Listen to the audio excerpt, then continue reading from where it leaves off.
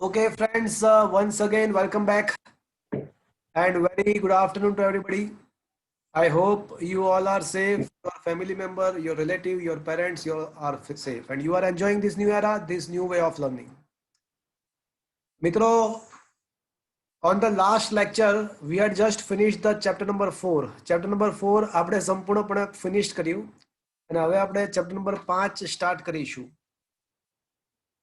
મિત્રો, chapter number 3, 4, 5 અને 6 આ બધા ચેપ્ટર એક જ કોન્સિક્વન્સ પર છે, એક જ ટ્રેક પર છે. જેમ કે ચેપ્ટર નંબર 3 જે હતું એ એક પરિમાણ, એક સુરેખ પથ પર ગતિ હતું.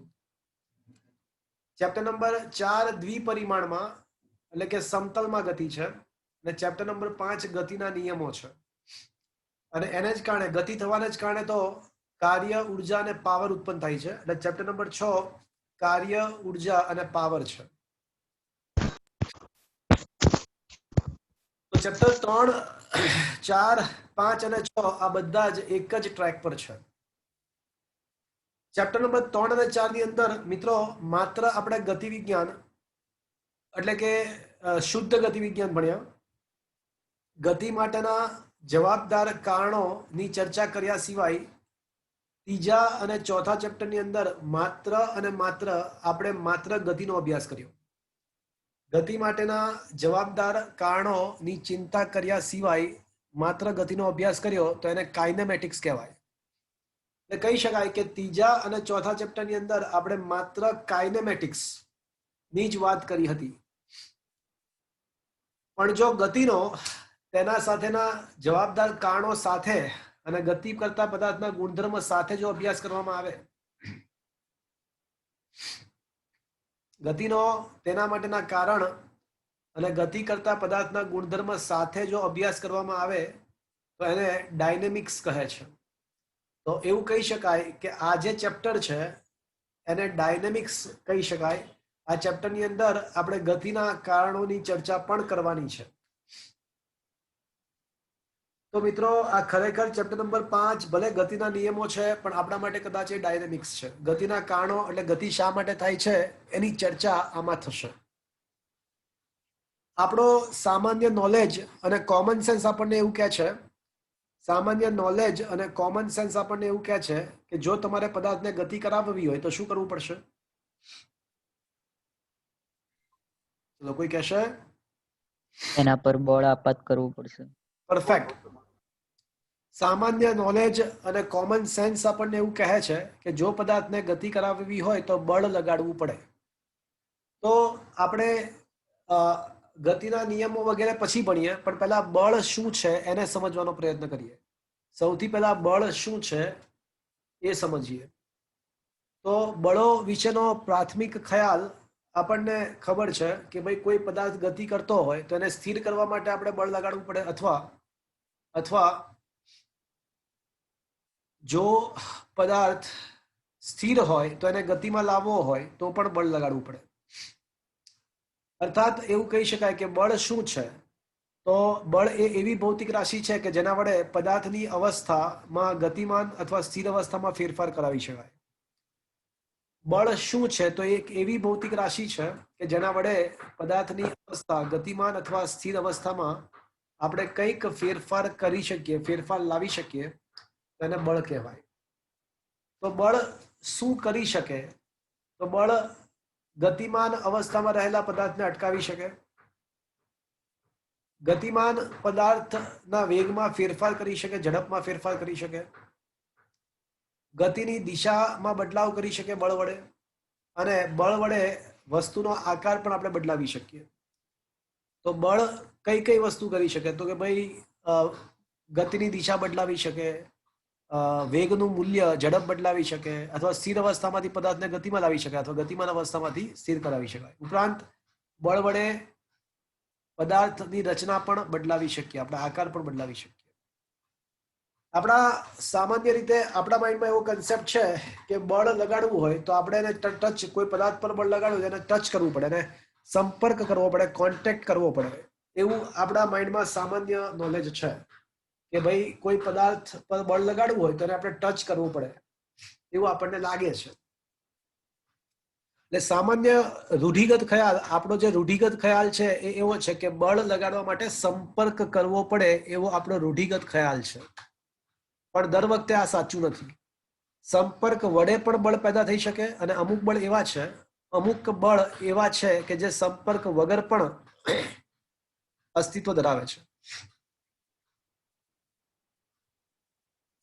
સંપર્ક વડે જે બળ પેદા થાય એને સંપર્ક બળ કહેવાય, અને સંપર્ક વગર પણ બળ પોસિબલ છે એને ક્ષેત્ર બળ કહેવાય. સંપર્ક વગર પણ બળ શક્ય છે એને ક્ષેત્ર બળ કહેવાય છે. મિત્રો, બે પદાર્થો વચ્ચે સંપર્ક થાય તો તેમની વચ્ચે ઘર્ષણ બળ પેદા થાય. તો ઘર્ષણ કરવા માટે, ઘર્ષણ થવા માટે સંપર્ક થવો અનિવાર્ય છે. એટલે ઘર્ષણ બળ એ સંપર્ક બળનું એક્ઝામ્પલ કહી શકાય.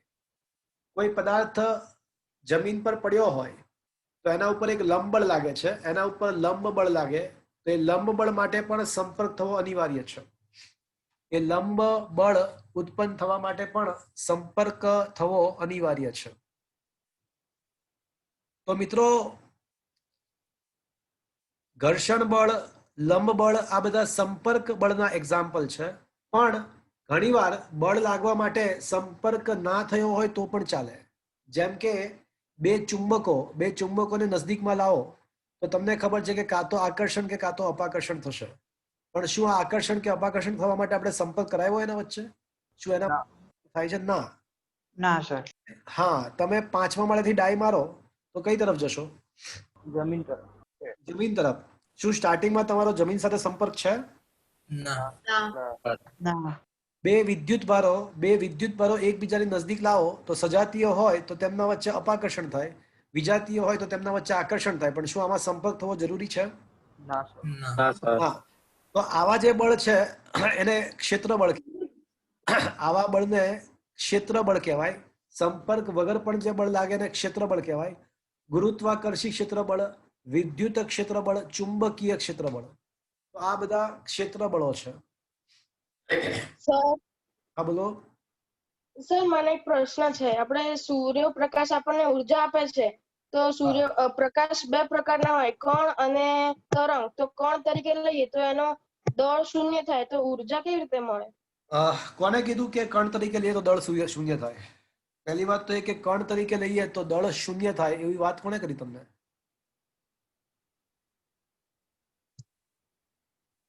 તો દળ કેટલું થાય? દળ થશે hf/c².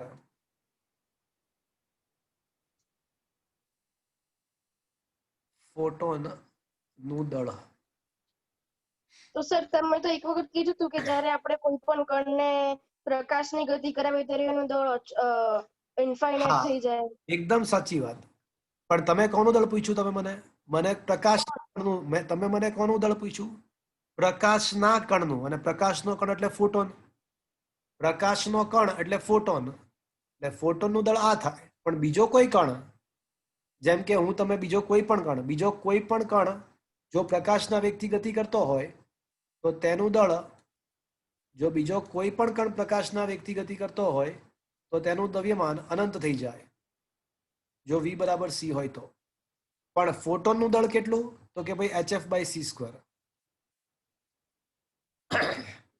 જો કે તમારે 12મા ધોરણની અંદર આ બધી જ વસ્તુ આવવાની છે.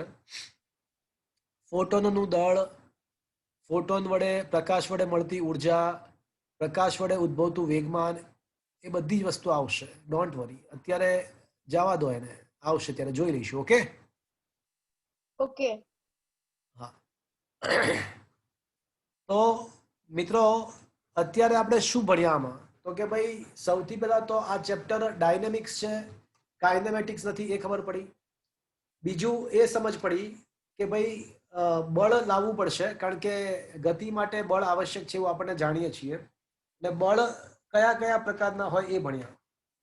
હવે થોડો ઇતિહાસ ભણી લઈએ. મિત્રો, બળ માટેનો સૌથી પહેલો ખ્યાલ જો કોઈએ આપ્યો હોય તો એ એરિસ્ટોટલ હતો. એરિસ્ટોટલે સૌ પ્રથમ બળ અંગેનો ખ્યાલ આપવાનો પ્રયત્ન કર્યો એને પોતાના રોજબરોજના જીવનની અંદર જે અનુભવ થતા હતા, રોજબરોજના જીવનમાં એરિસ્ટોટલને જે અનુભવ થતા હતા એના અનુસંધાનમાં એને એવું જણાવ્યું કે કોઈ પણ પદાર્થને જો ગતિમાં લાવવો હોય અથવા એની ગતિ જાળવી રાખવી હોય, ગતિમાં લાવવો હોય અથવા જો ગતિ જાળવી રાખવી હોય તો એના ઉપર બળ લગાડવું પડે, કોઈ બાહ્ય બળ લગાડતા રહેવું પડે, એવું એરિસ્ટોટલે કીધું. એરિસ્ટોટલની વાત પહેલી નજરે આપણને સાચી લાગે પણ થોડી ખોટી છે.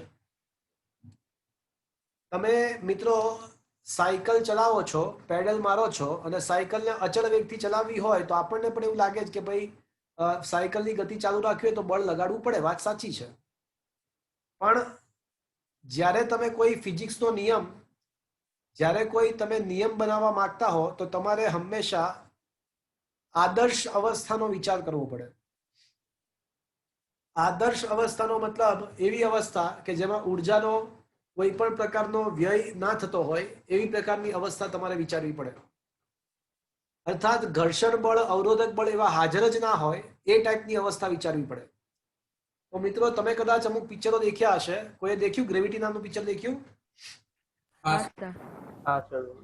અથવા ઇન્ટરસ્ટેલર નામનું પિક્ચર દેખ્યું? હા સર. તો એની અંદર કદાચ એકાદ બે સીન, ઘણા બધા સીન એવા છે કે એના પરથી તમને એવો ખ્યાલ આવી ગયો હશે કે અવકાશમાં કોઈ પદાર્થ ને આપણે અમુક વેગથી ફેંકીએ તો પછી અનંત સમય સુધી ચાલ્યા જ કરશે ગતિ, એનો વેગ ચાલ્યા જ કરશે. અવકાશની અંદર કોઈ પણ પ્રકારનું ઘર્ષણ બળ કે અવરોધક બળ નથી, આદર્શ અવસ્થા છે. તો એવા સંજોગોમાં આપણે દેખ્યું કે જો કોઈ પદાર્થ અચળ વેગથી ગતિ કરતો હોય તો એ અનંત સમય સુધી અચળ વેગી ગતિ જાળવી રાખશે. મતલબ એ થયો કે એરિસ્ટોટલે ભૂલ કરી છે. એરિસ્ટોટલે એ ભૂલ કરી છે કે એણે એવું કીધું કે ગતિ કરવા માટે બળ આપવું જ પડે. એ વાત ખોટી છે. કારણ કે અવકાશની અંદર આદર્શ અવસ્થામાં આપણે દેખ્યું કે કોઈ પદાર્થ અચળ વેગથી ગતિ કરે છે એમાં હું કોઈ પણ પ્રકારનું બળ આપતો નથી. હા બોલો સર, એ બરાબર કે આપણે અચળ વેગથી ગતિ કરે છે શૂન્ય અવકાશમાં, ત્યારે ઘર્ષણ વગર પદાર્થ આગળ જાય જ છે. પણ પદાર્થ કોઈ સ્થિર છે અને મારે એને ગતિમાં લાવવો છે તો કોઈને કોઈ પ્રકારનું બળ જરૂરી જ છે ને. હા, 100%. સ્થિર અવસ્થામાં રહેલા પદાર્થને ગતિમાં લાવવો હોય તો 101% બળ આપવું પડે ને આપવું જ પડે. 100% આપવું પડે. પણ એરિસ્ટોટલે શું કીધું હતું? હારે એવું પણ કીધું હતું કે પદાર્થને નિયમિત રીતે નિયમિત ગતિ જાળવી રાખવી હોય, પદાર્થની નિયમિત ગતિ જાળવી રાખવી હોય તો બળ આપવું પડે એવું એરિસ્ટોટલે કીધું હતું. એની વાત એને એટલા માટે એને સાચી લાગતી હતી કારણ કે એને આદર્શ અવસ્થાનો વિચાર નહોતો કર્યો. અહીંયા આપણે વ્યવહારમાં આપણે એટલા માટે બળ આપવું પડે કારણ કે ઘર્ષણ બળ હાજર છે. પણ જો આદર્શ અવસ્થાનો વિચાર કરીએ તો આપણને ખ્યાલ આવી ગયો છે કે જો કોઈ પદાર્થની અચળ વેગી ગતિ જાળવી રાખવી હોય તો એના માટે કોઈ બળ આપવાની જરૂર હોતી નથી. તો એરિસ્ટોટલે અહીંયા ભૂલ કરી. એને વ્યવહારમાં રોજબરોજના જીવનની અંદર જે અનુભવ થતા હતા એના પર આધારિત નિયમ આપ્યો. પણ કોઈ પણ ફિઝિક્સનો કોઈ પણ નવો નિયમ કે કોઈ સિદ્ધાંત બનાવવો હોય તો આપણે આદર્શ અવસ્થાની કલ્પના કરવી પડે. અને એ વખતે તો અવકાશમાં પદાર્થને એવું બધું તો ખબર જ નહોતી. એટલે ઓબ્વિયસલી એરિસ્ટોટલે ભલે ભૂલ કરી પણ સૌથી પહેલા બળ વિશેનો થોડો ઘણો તો ખ્યાલ આપ્યો ને. હા, અચળ વેગી ગતિ ચાલુ રાખવી હોય તો એના માટે બળની આવશ્યકતા નથી. એ એરિસ્ટોટલની ભૂલ હતી. તો મિત્રો ફિઝિક્સ પોઈન્ટ ઓફ વ્યૂ સ્થિર અવસ્થા અને અચળ વેગવાળી અવસ્થા, આ બંને અવસ્થા સમાન કહેવાય. મિત્રો બહુ ખતરનાક વાક્ય બોલ્યો હું, સાંભળજો, જબરજસ્ત વાક્ય આવ્યું. ફિઝિક્સ પોઈન્ટ ઓફ વ્યૂ સ્થિર અવસ્થા અને અચળ વેગવાળી અવસ્થા એ બંને સમાન કહેવાય. આ ખતરનાક વાક્ય હું બોલ્યો કારણ કે સ્થિર અવસ્થામાં રહેલા પદાર્થનો પ્રવેગ પણ શૂન્ય હોય અને અચળ વેગવાળી અવસ્થામાં રહેલા પદાર્થનો પણ પ્રવેગ શૂન્ય હોય. આ બંને અવસ્થા ફિઝિક્સ પોઈન્ટ ઓફ વ્યૂ સમાન અવસ્થા કહેવાય. આ બંને અવસ્થામાં પ્રવેગ શૂન્ય અર્થાત એના પર પદાર્થ પર લાગતું પરિણામી બળ પણ શૂન્ય હોય. મિત્રો એરિસ્ટોટલે તો મિસ્ટેક કરી હતી પણ તમને સ્ટોરી ખબર છે? આ સ્ટોરી, એરિસ્ટોટલ ગ્રીક તત્વચિંતક હતો. અને હા સર. એ ભૂલ કોને સુધારી ખબર તમને લોકોને? ખ્યાલ છે? ન્યૂટન. સર એમની ન્યૂટન? સ્ટોરી ખબર છે પણ ભૂલ હા. કોણે સુધારી એ નહીં ખબર. પરફેક્ટ. કોણ બોલા? વરુણ. વરુણ. સાચી વાત છે. એરિસ્ટોટલની ભૂલ સુધારી ગેલિલિયોએ. ગેલિલિયોએ એવું કીધું કે ખરેખર પદાર્થને નિયમિત ગતિ ચાલુ રાખવી હોય તો એના માટે કોઈ બાહ્ય બળની આવશ્યકતા નથી. ગેલિલિયોએ એવું સમજાયું કે જ્યાં સુધી પદાર્થ પર કોઈ બાહ્ય બળ આપણે ના લગાડતા હોઈએ તો પદાર્થ જો સ્થિર અવસ્થામાં હોય તો એ સ્થિર રહેવાનો પ્રયત્ન કરશે અને પોતાની અચળ વેગવાળી અવસ્થા હોય તો એ અચળ વેગવાળી અવસ્થામાં રહેવાનો પ્રયત્ન કરશે. એટલે જો કોઈ બાહ્ય બળ ના લાગતું હોય તો પદાર્થ પોતાની અવસ્થા જાળવી રાખવાનો પ્રયત્ન કરશે.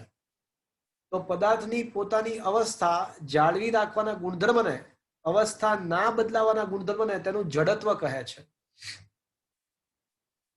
એટલે ગેલિલિયોએ સૌથી પહેલા જડત્વનો નિયમ આપ્યો. એણે કીધું કે પદાર્થ હંમેશા પોતાની અવસ્થામાં રહેવાનો પ્રયત્ન કરશે, પોતાની અવસ્થા જાળવી રાખવાનો પ્રયત્ન કરશે. એને પદાર્થનું જડત્વ કહેવાય. અને દ્રવ્યમાન એ જડત્વનું માપ છે. પદાર્થ જેટલો વધુ દ્રવ્યમાન ધરાવશે એટલો એ પોતાની અવસ્થામાં રહેવાનો વધારે પ્રયત્ન કરશે. અર્થાત જે પદાર્થ જેટલું વધારે દ્રવ્યમાન ધરાવતો હશે એટલું તેની અવસ્થા બદલાવવું વધારે મુશ્કેલ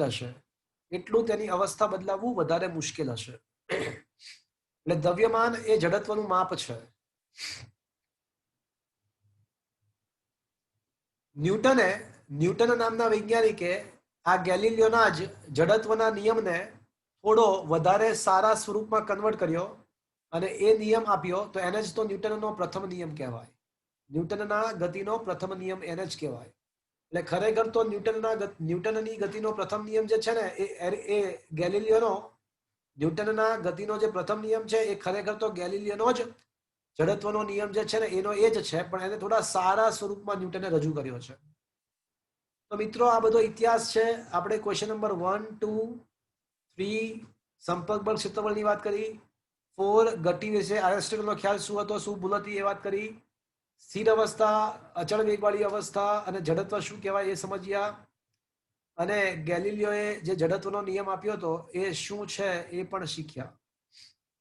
હવે આ જ નિયમને ન્યૂટને થોડો વધારે સારા સ્વરૂપમાં કન્વર્ટ કર્યો. પહેલા 5 ક્વેશ્ચન માત્ર સમજ માટે, અન્ડરસ્ટેન્ડિંગ માટે છે. છઠ્ઠો ક્વેશ્ચન તમારે as a learn by heart તૈયાર કરવાનો છે. પણ છઠ્ઠો ક્વેશ્ચન સ્ટાર્ટ કરીએ પહેલા 5મો ક્વેશ્ચન એકવાર જોઈ લઈએ શું લખ્યું છે. સર હા બોલો. ક્ષેત્રબળમાં બે ચુંબક કેવી રીતે આવે? કારણ કે ચુંબકીય ક્ષેત્ર રેખા તો અથડાય ત્યારે જ તો નિશ્ચિત થાય ને કે આ સમાન છે કે અસમાન. શું બોલે તું? કે જ્યારે ચુંબકીય ક્ષેત્ર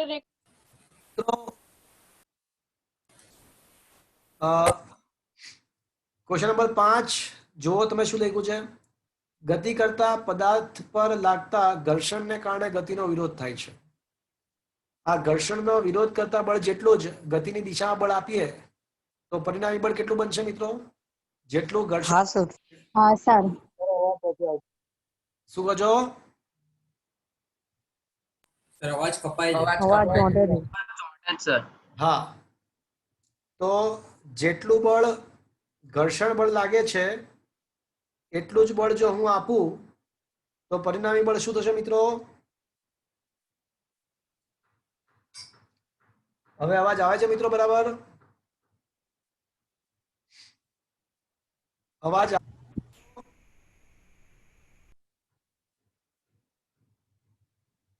સર તમારો અવાજ જ નતો આવતો વચ્ચે. હવે આવે છે બરાબર? તમારો અવાજ ચોટે છે. હવે અવાજ બરાબર આવે છે?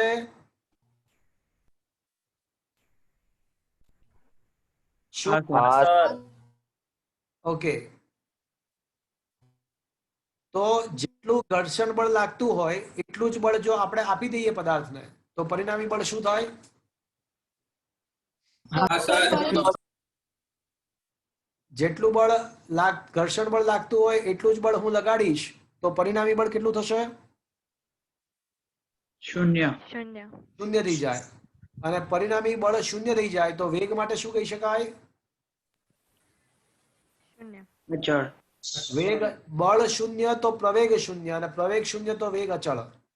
એટલે જો આ ઘર્ષણ બળ જેટલું જ બળ આપણે લગાડીએ, સાયકલ ચલાવતી વખતે રોડ વડે ઘર્ષણ બળ લાગશે તો આપણે પેડલિંગ કરીને એટલું જ બળ, ઘર્ષણ બળ જેટલું જ બળ જો આપણે આપી દઈશું સાયકલ, તો સાયકલ અચળ વેગથી ગતિ કરશે. હવે પદાર્થની સ્થિર અવસ્થામાંથી તેના પર કોઈ ચોખ્ખું બાહ્ય બળ લાગતું નથી, અને આમ અચળ વેગવાળી અવસ્થામાં પણ ચોખ્ખું બાહ્ય બળ શૂન્ય છે, કુલ બળ શૂન્ય છે. તો સ્થિર અવસ્થામાં પણ કુલ બળ શૂન્ય હોય અને અચળ વેગવાળી અવસ્થામાં પણ કુલ બળ શૂન્ય. તમારો અવાજ અચ્છા, તો સર તમે વચ્ચેથી ડિસ્કનેક્ટ થઈ જાવ છો એટલે કઈ સમજાતું નથી. Okay okay okay okay. So friends, જ્યારે પદાર્થ અચળ વેગવાળી અવસ્થામાં હોય ત્યારે પણ તેના પર લાગતું પરિણામી બાહ્ય બળ શૂન્ય હોય, અને જ્યારે પદાર્થ સ્થિર અવસ્થામાં હોય તો એ અવસ્થામાં પણ પરિણામી બાહ્ય બળ શૂન્ય હોય છે.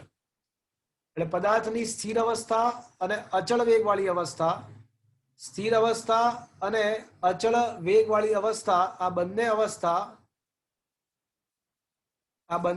અવસ્થા એક જ સમાન ગણી શકાય. ફિઝિક્સ પોઈન્ટ ઓફ વ્યૂ સ્થિર અવસ્થા અને અચળ વેગવાળી અવસ્થા એ બંને સમાન જ છે. જો પદાર્થ પર ચોખ્ખું બાહ્ય બળ શૂન્ય હોય તો સ્થિર અવસ્થામાં રહેલો પદાર્થ સ્થિર રહેશે, અને અચળ વેગવાળી ગતિમાં રહેલો પદાર્થ અચળ વેગી ગતિ જાળવી રાખશે. આ ગુણધર્મને જડત્વનો નિયમ કહેવાય.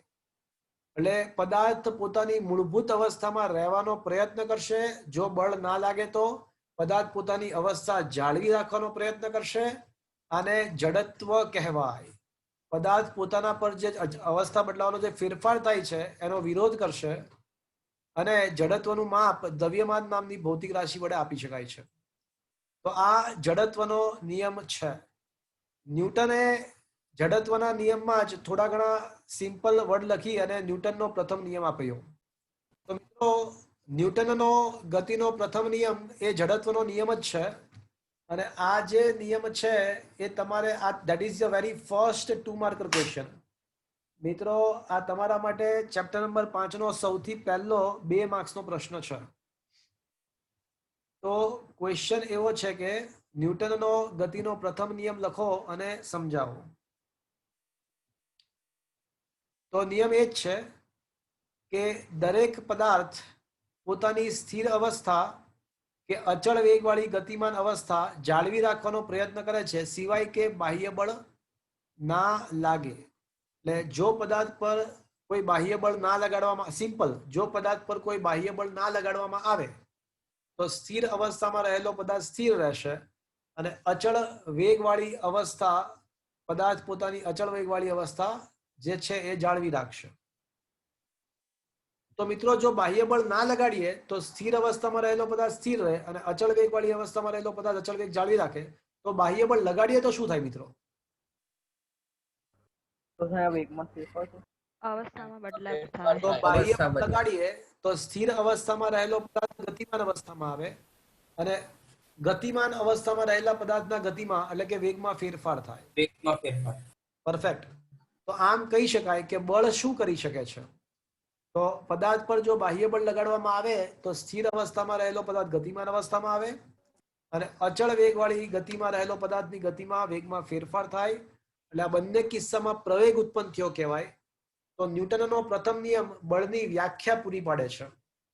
ન્યૂટનનો પ્રથમ નિયમ એ બળની વ્યાખ્યા પૂરી પાડે છે. પ્રથમ નિયમ બળની વ્યાખ્યા આપે છે. બળ શું છે? તો કે ભાઈ, બળ એક એવી ભૌતિક રાશિ છે કે જેને કારણે પદાર્થમાં પ્રવેગ ઉત્પન્ન થાય છે. તો કોઈ તમને એવું પૂછે કે ન્યૂટનના ગતિનો પ્રથમ નિયમ શું દર્શાવે છે, શું આપે છે, તો ન્યૂટનનો ગતિનો પ્રથમ નિયમ બળની વ્યાખ્યા પૂરી પાડે છે. સર, પણ હા, બોલો. સર અગર જો આ પદાર્થમાં બંને બાજુથી બળ લાગ્યું હોય હા. તો પછી આ વ્યાખ્યાની પ્રમાણે તો એને બળ કઈ રીતે કહી શકાય કારણ કે પ્રવેગમાં તો બદલાવ જો નથી થતો, પ્રવેગ હું ઉત્તેજિત શબ્દ નથી શું થતો. બોલું છું, જો મારા શબ્દો સાંભળો. શબ્દ એ છે કે પદાર્થ પર પરિણામી બાહ્ય બળ. પરિણામી બાહ્ય બળનો મતલબ શું થયો કે જેટલા બળ લાગતા હોય એ બધા જ બળનું પરિણામી બળ. તો જો કોઈ પદાર્થ પર બંને દિશામાં સમાન બળ લાગતું હોય, બંને તરફથી એક સરખું બળ લાગતું હોય ને, તો પદાર્થ પર લાગતું પરિણામી બાહ્ય બળ શૂન્ય કહેવાય. Is that clear? તો સર આમાં એવું કેમ લખ્યું છે કે જે ભૌતિક રાશિની અસર થવાથી પદાર્થમાં પ્રવેગ ઉદ્ભવે તેને બળ કહે, પણ આમાં તો પ્રવેગ ના ઉદ્ભવે ને સર? પણ હું તમને એવું કહું છું કે આમાં બળ લાગતું જ નથી. આમાં કોઈ બળ લાગતું જ નથી. પરિણામી બળ શૂન્ય છે. હું તમને એ જ સમજાવું છું. સર આ પરિણામી બળની વ્યાખ્યા. ઓકે, હા. એક્ઝેક્ટલી, હા exactly, sir. Exactly. Is that clear? હા સર. સર તો આંતરિક બળ લાગે તો થઈ શકે? જો જ્યારે કોઈ એક પદાર્થ હોય ને, એક કણ હોય ને, એક જ કણ, તો એક જ કણમાં આંતરિક બળ આવે જ નહીં. પણ ઘણા બધા કણો હોય, તો ઘણા બધા કણો છે ને, સપોઝ કે આ પદાર્થની અંદર અસંખ્ય કણો છે, તો આ બધા કણો પણ એકબીજા પર બળ લગાડતા હોય, તો એ એકબીજા પર જે બળ લગાડતા હોય એને કારણે પદાર્થ પર કોઈ અસર ના થાય. એના કારણે પદાર્થની અંદર કોઈ અસર ના થાય. તો આ જે બળ જે આપણે બહારથી લગાડવાનું હોય એ જ પિક્ચરમાં લેવાનું હોય. Is it clear? એટલે ન્યૂટનના પ્રથમ નિયમની અંદર જ્યાં જ્યાં બળ શબ્દ આવે એનો મતલબ શું કરવાનો? જ્યાં જ્યાં બાહ્ય પરિણામી બળ. પરિણામી બાહ્ય બળ એવું સમજવું. Is that clear? હા હા સર. સર. ઓકે. તો કોઈ તમને એવું પૂછે કે ન્યૂટનના ગતિના પ્રથમ નિયમની ઉપલબ્ધિ શું છે, તો એવું કહી શકાય કે ન્યૂટનનો ગતિનો પ્રથમ નિયમ બળની વ્યાખ્યા પૂરી પાડે છે. અને એની મર્યાદા શું છે? તો મર્યાદા એ છે કે ન્યૂટનના ગતિના પ્રથમ નિયમ પરથી બળનું મૂલ્ય નથી મળતું, માત્ર વ્યાખ્યા મળે છે. તો ક્વેશ્ચન એવો હતો કે ન્યૂટનના ગતિના પ્રથમ નિયમ વિશે નોંધ લખો. તો સૌથી પહેલા નિયમ લખવાનો, પછી લખવાનું કે ભાઈ પદાર્થની સ્થિર અવસ્થા અને અચળ વેગવાળી અવસ્થા એ બંને શૂન્ય પ્રવેગવાળી દર્શાવે છે. એટલે બીજી રીતે ન્યૂટનનો પ્રથમ નિયમ નીચે મુજબ લખી શકાય. જો પદાર્થ પર લાગતું બાહ્ય બળ શૂન્ય હોય તેનો પ્રવેગ શૂન્ય રહે છે. પદાર્થ પર ચોખ્ખું બાહ્ય બળ લાગતું હોય, જો આવી ગયું ને, જો ચોખ્ખું બાહ્ય બળ લાગતું હોય તો જ પદાર્થનો પ્રવેગ અશૂન્ય થાય. આમ ન્યૂટનનો પ્રથમ નિયમ એ ખરેખર તો જડત્વનો જ નિયમ છે. એના પરથી બળની વ્યાખ્યા નીચે મુજબ આપવામાં આવે. જે ભૌતિક રાશિને કારણે સ્થિર અવસ્થામાં રહેલો પદાર્થ ગતિમાં આવે અથવા ગતિમાન અવસ્થાના વેગમાં ફેરફાર થાય તે ભૌતિક રાશિને બળ કહે છે. અથવા જેના વડે પ્રવેગ ઉત્પન્ન થાય તેને બળ કહી શકાય. ન્યૂટનના ગતિના પ્રથમ નિયમ પરથી બળનું મૂલ્ય જાણી શકાતું નથી, તે તેની મર્યાદા છે. એની માત્ર બળની વ્યાખ્યા મળે, મૂલ્ય ના મળે, આ તેની મર્યાદા છે. તો મિત્રો, ન્યૂટનનો આપણે પ્રથમ નિયમ ડિસ્કસ કર્યો. આવતા લેક્ચરની અંદર બીજો અને ત્રીજો નિયમ પણ ડિસ્કસ કરીશું. મિત્રો, સોમવારે એક્સ્ટ્રા લેક્ચર રાખવું છે, તો સોમવારે મારે તમારું એક્સ્ટ્રા લેક્ચર ગોઠવવું હોય તો શું હું 1 થી 2:30 રાખી શકું? ના સર, હા સર. અમારે કેમેસ્ટ્રી ટ્યુશન શું કહો છો? કેમેસ્ટ્રી ટ્યુશન કેટલા વાગે છે? 2 વાગ્યા. 2 વાગે છે. ઓકે. 12:30 થી 2 રખાય? ના સર. ના સર, મેથ્સ નો લેક્ચર હોય. કેટલા વાગે હોય છે? 12:15 થી 1:30.